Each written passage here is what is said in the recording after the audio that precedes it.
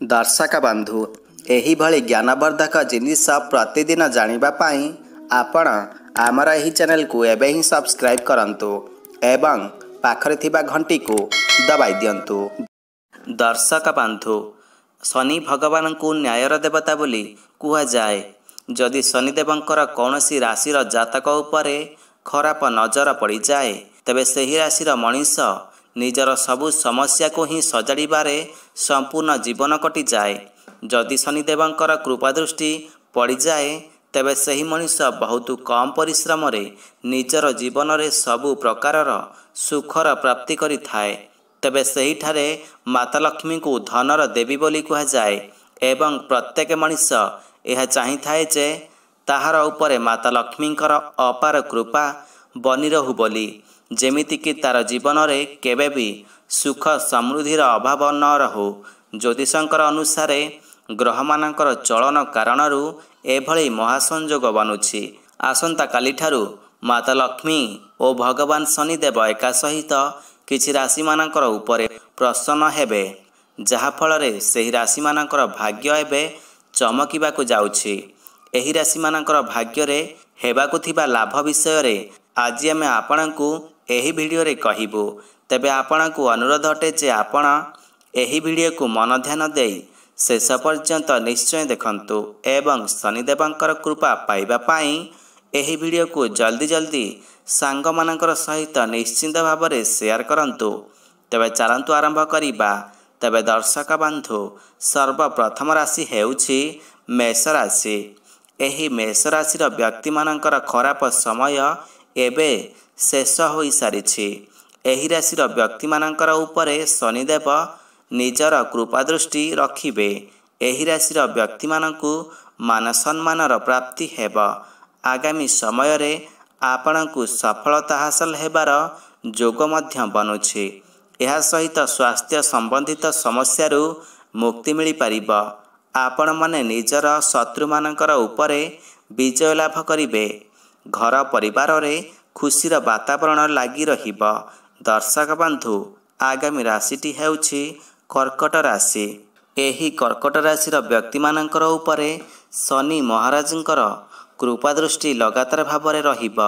आपण मानकर जीवन रे जहाँ सबु समस्या गुड़िक रहिथिला सही सबु समस्या गुड़िकर अंत घटिबाकु जाउछि। ज्योतिष शास्त्र अनुसार आपणकु आगामी भविष्यत रे भल लाभ प्राप्त हेब। आपणकु आपणकर किछि सांग बा बंधु मानक ठारू लाभ मिली पारे। गुरुजन मानकर संपूर्ण सहयोग आपणकु प्राप्त हेब। चाकरी करुथिबा लोक मानकु निजर चाकरी रे प्रमोशन हेबार संभावना अधिक रहिछि। दर्शक बंधु आगामी राशि हेउछि बिछा राशि।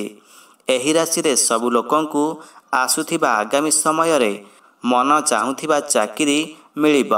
यह सहित लोक मानकर अटकी रहिथिबा कार्य मध्य आगामी समय रे पूरण हेब। आपणकर जीवन रे आगकु आसीबाकु थिबा सबु कष्ट दूर होई जीव। आपणकु आपणकर जीवन रे बहुत जोर रे सफलता पाइबारु केही भी अटकाई पारिबे नाही। जो लोक माने चाकरी खोजुछंती सेमानंकु निश्चिंत भाव में निजर चाकरी रे सफलता मिलिब। दर्शक बंधु आगामी राशि हेउछि धनुराशि। धनुराशिर व्यक्ति मानकर उपरे शनिदेव खुशीपूर्ण रहिबे। खास करी जो व्यक्ति माने व्यापारी अटंती सेमानंकु सेमानंकर व्यापार क्षेत्र रे भल लाभ मिलिबार जोग बनुछि। आपणकु आगामी समय रे सफलतार अनेक प्रकारर मार्ग प्राप्त हेब। धन संबंधित सबु समस्या आपणकर दूर हेब। कार्यक्षेत्र रे आपणकु सम्मानित करा जाई पारे। शनिदेवंकर कृपारू आपणकर कारोबार रे दिनकु दिन लाभ बढ़ी जीव। दर्शक बंधु आगामी राशि हेउछि कुंभ राशि। कुंभ राशिर व्यक्ति मानंकु शनि महाराज अत्यंत प्रसन्न रहिबे। आपणकर जीवन रे सबु प्रकारर बाधा गुड़िक दूर होई जीव। खास करी प्रेम संबंध रे जो व्यक्ति मान रहिछंती सेमानंकर प्रेम विवाह हेबार संभावना रहिछे। आपणकर द्वारा करा जाइथिबा सबु चेष्टा बहुत जल्दी सफल हेब। आपणकर आर्थिक स्थिति मजबूत रहिब। ଆପଣ ଆପଣଙ୍କର କାର୍ଯ୍ୟକ୍ଷେତ୍ରରେ ଉନ୍ନତି କରିବେ। ନୂଆ ଘର ମଧ୍ୟ ଆପଣ କିଣିପାରନ୍ତି। ଦର୍ଶକ ବନ୍ଧୁ, ଆଗାମୀ ରାଶିଟି ହେଉଛି ତୁଳା ରାଶି। ଏହି ରାଶିର ସବୁ ଲୋକମାନଙ୍କୁ କୌଣସି ନିବେଶରୁ ମଧ୍ୟ ଲାଭ ମିଳିବାର ସମ୍ପୂର୍ଣ୍ଣ ସମ୍ଭାବନା ରହିଛି। ଆପଣଙ୍କର ପରିବାରରେ ସୁଖ ଶାନ୍ତି ଲାଗି ରହିବ। ବହୁତ ଦିନରୁ ଅଟକି ରହିଥିବା ଧନ ବା ଟଙ୍କା ପଇସା ଏହି ଲୋକମାନଙ୍କୁ ଫେରି ମିଳିବାର ସମ୍ଭାବନା ରହିଛି। ବିଦ୍ୟାର୍ଥୀମାନଙ୍କର ପାଇଁ ଏହି ସମୟ ବହୁତ ଶୁଭ ସମୟ ସାବ୍ୟସ୍ତ ହେବ। ବହୁତ ଜଲ୍ଦି ଚାକିରି ମିଳିବାର ସମ୍ଭାବନା ରହିଛି। ଚାକିରି ମିଳିବା ମାତ୍ରେ ଆପଣଙ୍କର ପ୍ରତି ସମସ୍ତଙ୍କର ବ୍ୟବହାର ବଦଳିଯିବ। ତେବେ ଦର୍ଶକ ବନ୍ଧୁ, ଆପଣଙ୍କୁ ଅନୁରୋଧ ଅଟେ ଯେ ଆପଣ କମେଣ୍ଟ ବକ୍ସରେ ସଚ୍ଚା ହୃଦୟରୁ ଜୟ ଶନିଦେବ ବୋଲି ନିଶ୍ଚୟ ଲେଖନ୍ତୁ। ଏହା ସହିତ ଭିଡ଼ିଓକୁ ଲାଇକ୍ କରି ସାଙ୍ଗସାଥିମାନଙ୍କର ସହିତ ଭିଡ଼ିଓକୁ ଅଧିକରୁ ଅଧିକ ସେୟାର କରନ୍ତୁ। ଧନ୍ୟବାଦ।